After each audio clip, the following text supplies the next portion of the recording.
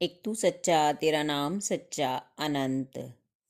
पृष्ठ 660।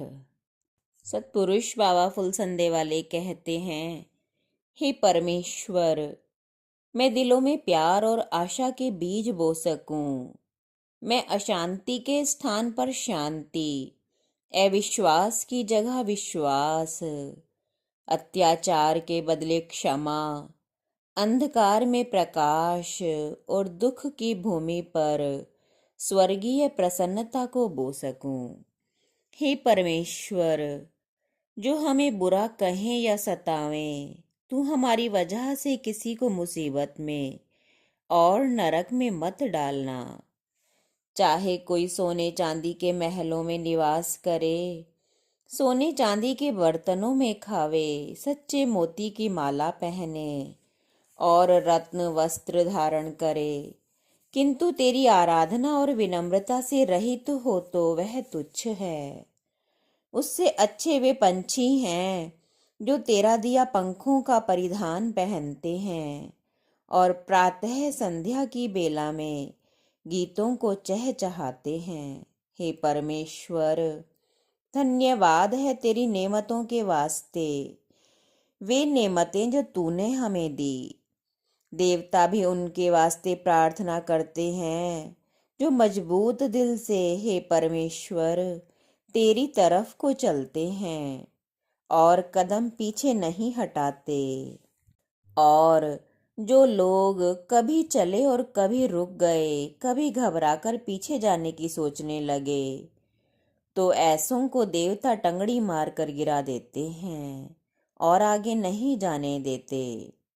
हे परमेश्वर, अपनी राह में तू हमें मजबूत कर। जैसे समुद्री सौदागर जहाज के टूटने पर तैरने की इच्छा करता है, ऐसे ही विपत्ति के समय धीरज ना खोवें और उस विपत्ति के समुद्र को पार करने की दृढ़ इच्छा शक्ति रखें। मृग मृग से, मूर्ख मूर्ख से, पंडित पंडित से, यानी एक से ही स्वभाव वालों की आपस में पटरी बैठती है, विरोधियों में नहीं। धन के लोभी के सामने ना तो कोई बंधु होता है ना गुरु। कामातुर मनुष्य को ना लज्जा होती है ना भय।